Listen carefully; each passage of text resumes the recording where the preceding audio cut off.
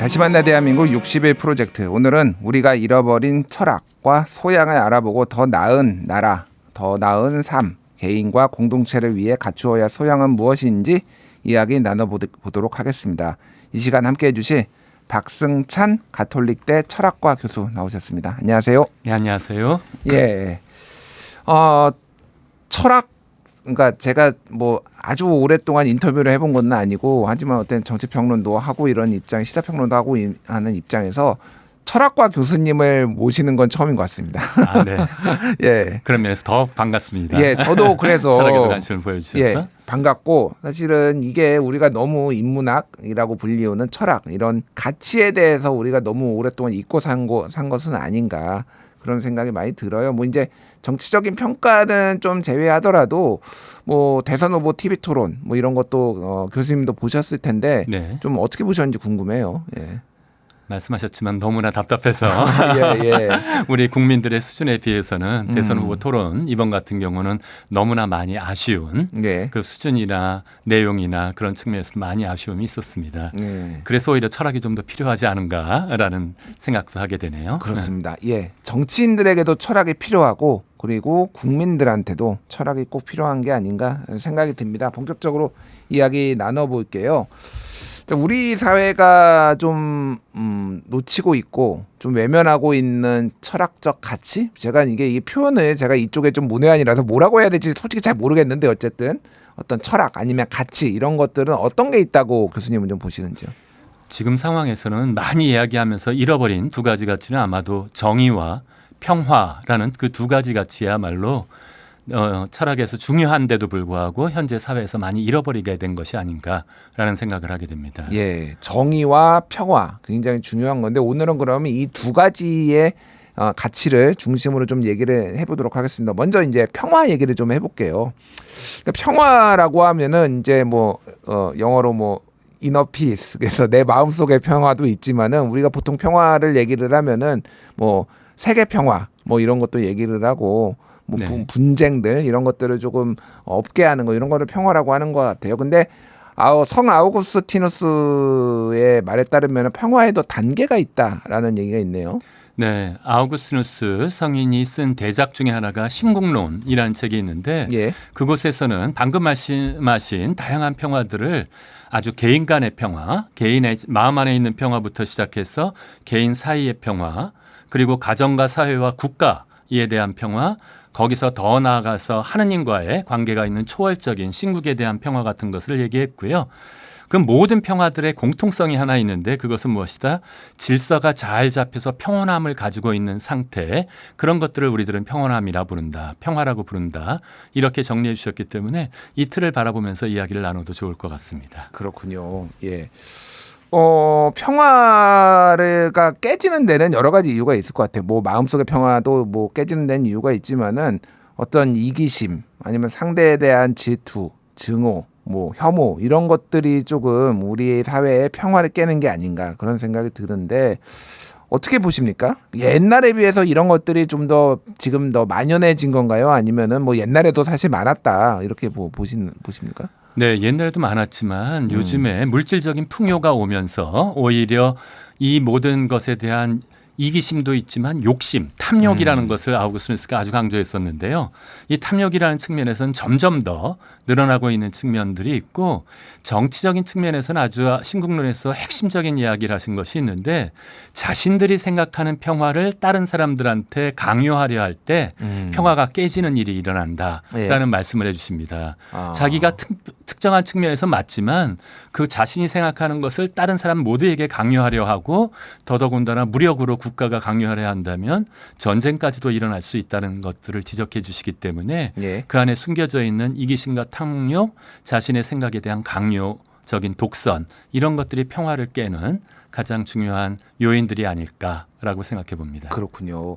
최근에 있었던 뭐 대표적인 국제 분쟁, 전쟁 중에는 지금 우크라이나 전쟁, 우크라이나 러시아 전쟁도 있고, 그리고 이스라엘 하마스 뭐 분쟁, 전쟁 이런 것도 있는데, 이런 것도 뭐 누가 옳든 그르든 어쨌든 그런 본인들이 생각하는 기준, 가치, 뭐 이런 것들을 강요를 그렇죠. 하다 자기 보니까 민족의 생존만이 가장 중요하다라고 생각하면서 강요하고 그것에 배제되는 모든 것들은 없애려고 하는 예. 그러한 태도 때문에 전쟁이 끊이지 않고 있는 것 같네요. 그렇군요. 이게 좀 국내 정치로 조금 생각을 해보면은 어떤 정치 이제 대선 후보가 됐든 어떤 정치 이제인 정치 지도자도 본인들이 속한 또 이 진영이라는 게 있잖아요. 그럼 네. 그 진영의 논리를 또 전체에 좀 적용을 하려고 하면은 그게 좀 문제가 되거나 파열음이 나는 경우도 좀 있는 것 같아요. 보면. 네, 맞습니다. 바로 예. 그 국내 정치에 적용하면 그렇게 되는 것이고 거기서 중요한 가치였던 공동선이라는 것은 사라지고 자기 진영들만의 이익이라고 하면서 종종 국민, 자유국민 이런 표현 같은 것을 쓰는 것이 매우 아쉽다라고 느껴집니다. 전체 국민에 대한 공동선에 대한 관심도 있어야 된다고 생각하기 때문입니다. 예. 그 공동선이란 거를 좀 여쭤볼게요. 그럼 공동선이란 거는 이제 조금 추상적이라고 느껴지기는 해요. 그러니까 어떤 게 공동선인가? 왜냐하면 말씀하셨다시피 사람들마다 그게 이제 국내로 한정을 하면은 뭐 각 지역마다 세대마다 생각하는 어떤 추구하는 공동선이라는 게 좀 다를 수가 있잖아요. 네. 어떻게 그거를 공동선이라는 거를 뽑아내고 그거를 추구할 수가 있는지 어떤 과정이 좀 필요할까요? 그게? 네, 공동선에 대한 추는 아마도 토마스 아퀴나스나 아우구스누스 같은 경우 이 모든 것들을 창조하신 하느님의 입장에서 올바른 정의, 창조 질서에 대한 그것에 대한 보존을 하면서 이 질서를 제대로 유지하는 것들이 공동선이라고 얘기했고요. 예. 아니, 이 신자가 아니신 분들한테는 창조주께서 모든 사람들이 함께 골고루 자신들의 몫을 가지고 정의를 이룰 수 있는 상황인데 이런 것과 같은 것들을 몇몇 사람들이 독점함으로써 굶주리고 고통을 받게 된다면 거꾸로 공동선에 대한 것들이 모두 다 깨지는 일이기 때문에 예. 구성원들 모든 사람들이 함께 누릴 수 있는 선을 추구하는 것 이것이야말로 공동선이라고 얘기할 수 있고요. 그런 것들에서 신앙인들에게서는 하느님의 뜻, 최고선인 하느님의 의지와 예지, 지혜에서 찾을 수 있을 테고 신앙인이 아닌 분들한테서는 함께 공존하고 번영할 수 있는 충분한 이 재물과 이런 것들을 함께 나누어서 보다 큰 선을 이룰 수 있는 것 이런 식으로 나누어서 생각해 볼 수도 있을 것 같습니다. 그렇군요. 여기서 이제 고 김수환 추기경이 전했던 평화의 전제 조건 얘기를 좀 들어보면 좋을 것 같은데요. 김수환 추기경은 참된 평화를 위해서 방금 말씀하신 정의의 실현을 얘기를 했다라고 하잖아요. 네. 예전에 이제 정의란 무엇인가 뭐 이런 책이 굉장히 네, 마이클 유행하기도 샌들의 했는데 유명한 작품이었죠. 예, 마이클 샌들. 네. 정의는 뭔가요? 정의는? 정의 가장 고전적인 정의는 방금 제가 말씀드렸던 각자에게 각자의 몫을 주는 것이고요. 그리스도교인에게는 하나님께서 모든 피조물들이 특히 인간들이 충분히 먹고 나눌 수 있을 만큼의 자원을 주셨다라고 한다면 이것을 독점하거나 빼앗아서 자신의 욕심으로 아까 평화를 깨는 이기심과 탐욕을 부리지 않는 부분이 굉장히 중요하다라고 생각하고요. 예. 그래서 김수환 추기경님께서도 인권 유린이라든지 공권력을 남용해서 그것들을 독점하려 했을 경우 이것에 대해서 강하게 반대하면서 민주화에 대한 방향성을 제시해 주셨기 때문에 그러한 부분들을 정의의 실현이라고 보시면 될 것 같습니다. 그렇군요. 이제 정의를 이제 그냥 어떤 개념이나 가치로 두는 게 아니라 실천 요소, 실천하는 것을 굉장히 이제 강조를 김산충님께서 하셨더라고요. 네. 실천이라고 하면은 좀 어떤 것들을 얘기를 할 수 있을까요?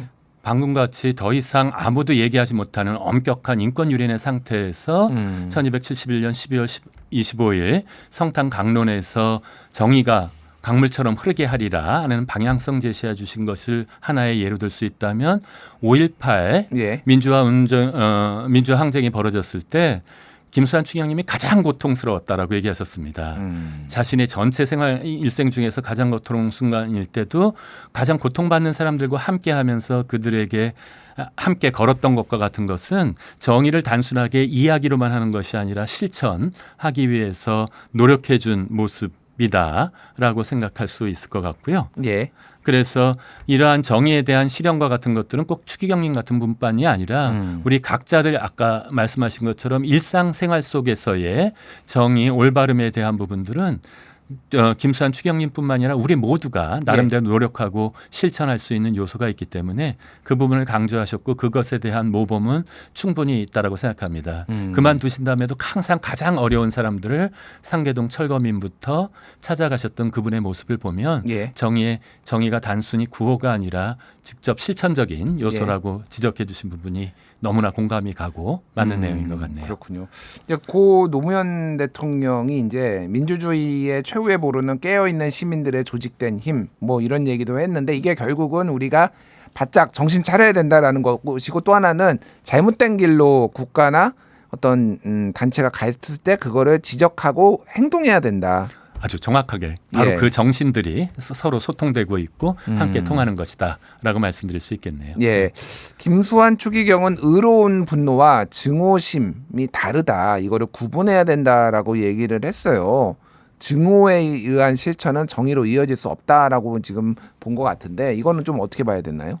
아, 네. 사실은 광주 민주화항쟁 때 아무도 관심을 가지고 있지 않을 때 초기에는 우리 가톨릭교회도 윤공희 대주교님이나 김재덕 주교님 이외에는 큰 관심이 없을 때 처음으로 관심을 보이셨으면서도 김수환 추기경님은 항상 광주 민주항쟁의 희생자들을 찾아갈 때는 항상 미안한 마음을 가지고 계셨습니다. 그렇지만 7년이 지났을 때 7주년 기념미사 때 방금 말씀하신 중요한 이야기를 하셨는데요. 계속해서 증오와 그것만을 가지고 있을 때에는 그것은 올바로 모든 사람들이 자유롭게 되기는 어렵다.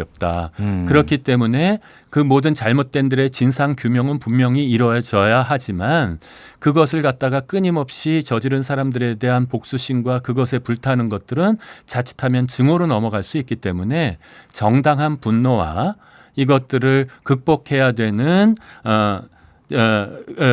극복하는 데 방해가 되는 네. 개인적인 증오심은 구분해서 이것을 극복해야 한다고 말씀하셨고요. 그렇게 얘기하면 자신이 당하지 않았으니까 너무 쉽게 얘기하는 것이 아닐까라는 생각이 하는데 바로 이것이 얼마나 힘든지를 공감하면서 말씀해 주셨습니다.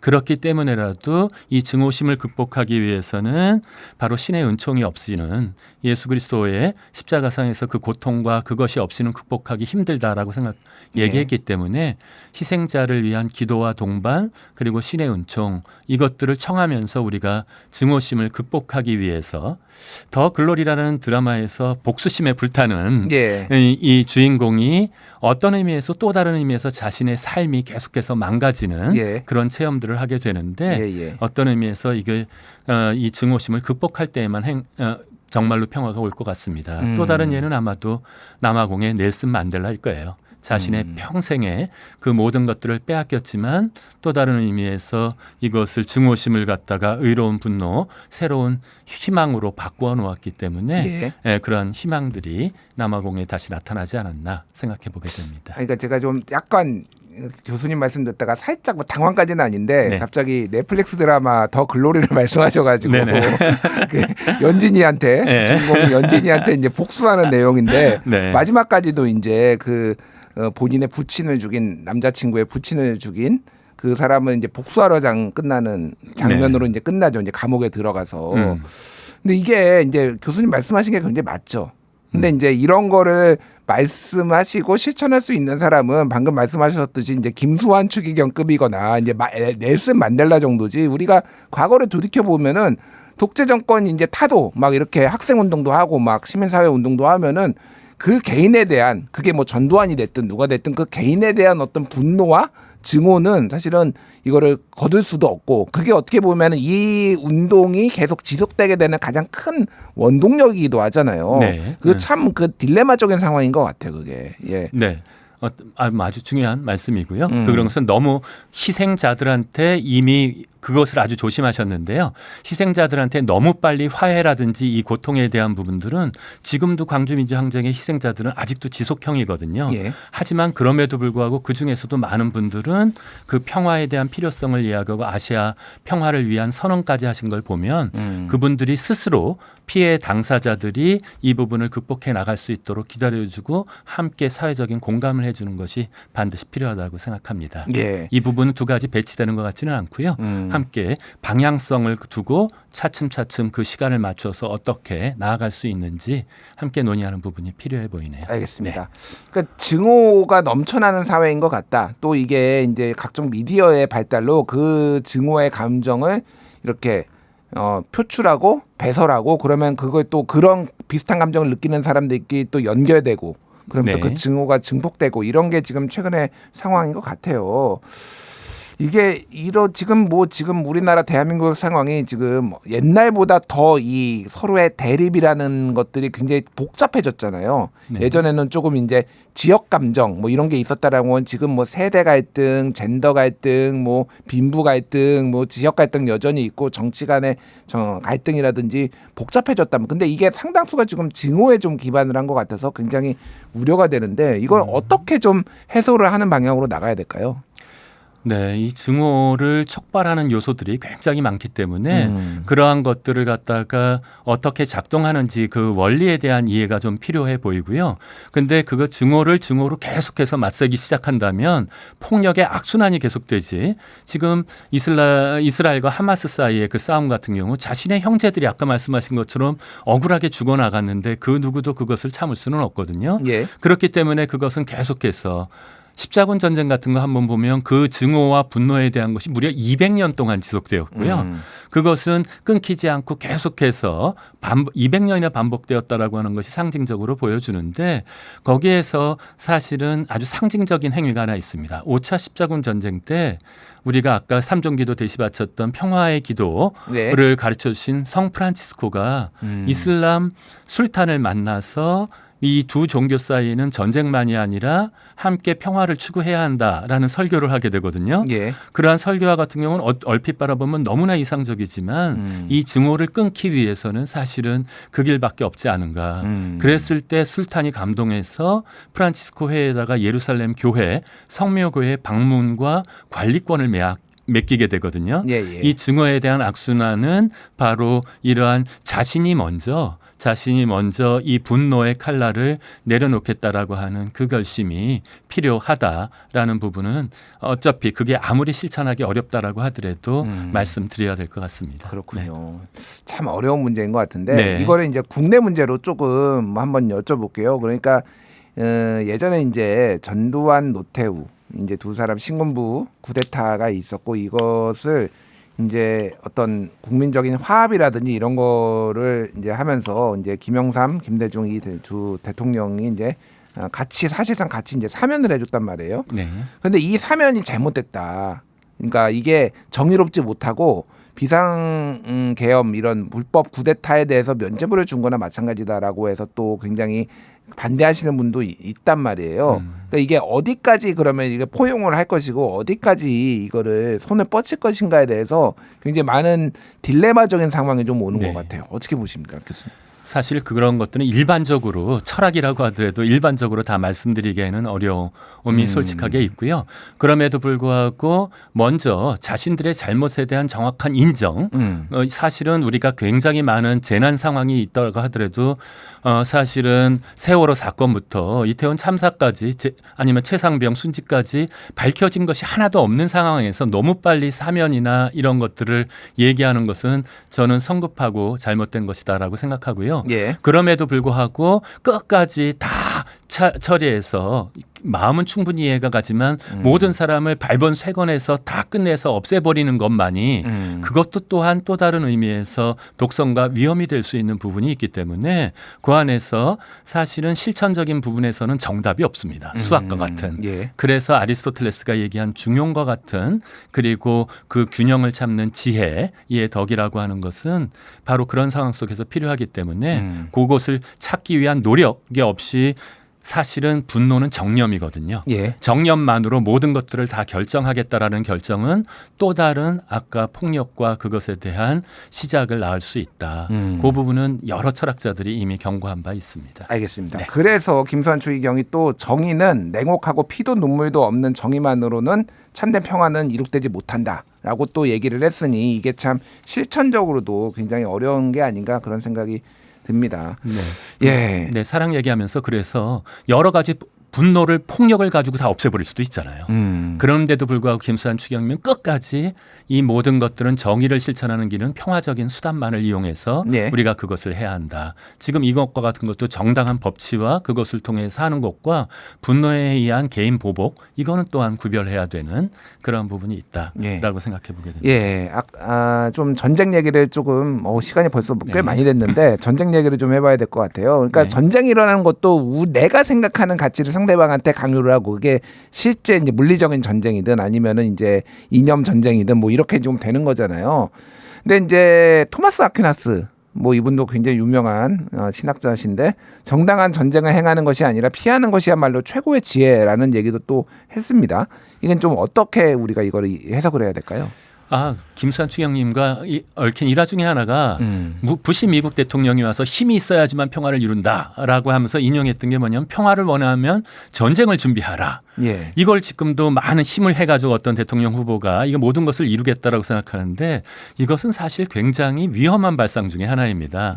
이쪽이 군비를 올리면 저쪽이 계속해서 군비가 올라가기 때문에 더 강해질 수 있고 더더군다나 지금과 같이 양쪽이 핵을 가지고 맞설 수 있는 상황 속에서는 극단적인 피해로 나아갈 수 있기 때문에 전쟁을 피하라라고 하는 것은 전쟁이 일어나지 않는 그 상황을 미리 만들어내는 것이 훨씬 더 중요하다는 뜻으로 김수환 추경님께서도 말씀해 주신 것이고요. 예. 추경님께서는 전쟁이 일어나는 뒤에는 반드시 부정의, 정의가 올바름이 깨져 있는 것들 사실은 가자, 지구도 그렇고 모든 것 우크라이나 이런 곳에서 부정의가 발생되고 있기 때문에 불의가 그 불의들을 함께 없애는 것이야말로 전쟁을 피하는 가장 중요한 방법이라고 말씀해 주시는 것이고요.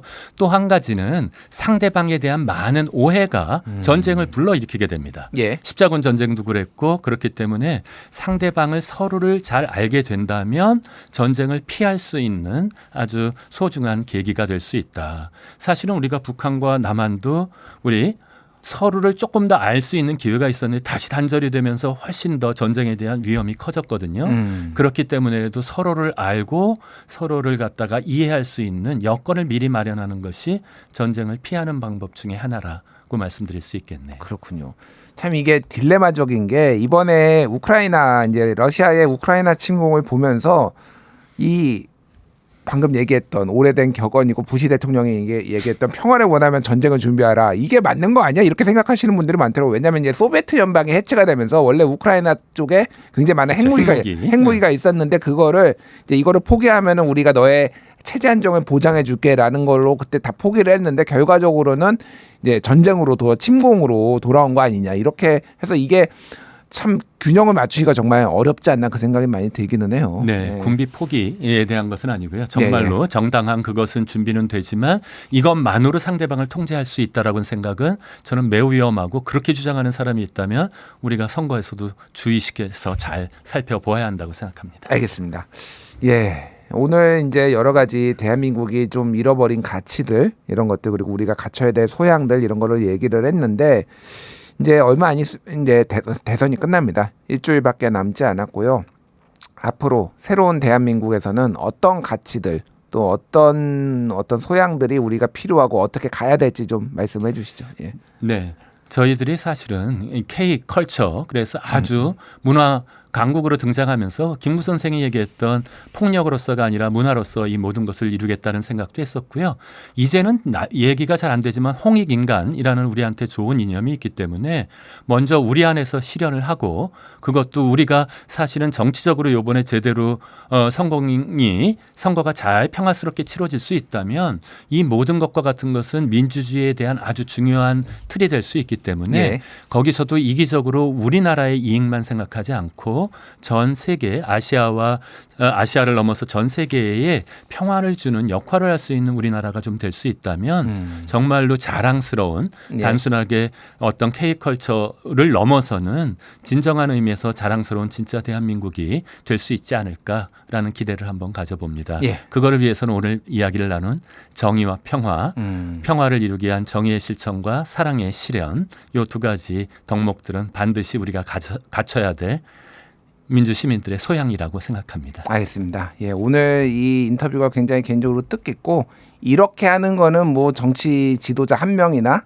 몇몇 뭐 정치인들이 할 수 있는 게 아니라 모든 국민들이 다 같이 이런 마음을 공유하고 노력을 해야 되지 않나 그런 생각이 듭니다. 너무 예. 중요한 말씀입니다. 알겠습니다. 네. 예, 여기까지 하겠습니다. 지금까지 박승찬 가톨릭대 철학과 교수였습니다. 교수님 감사합니다. 네, 감사합니다.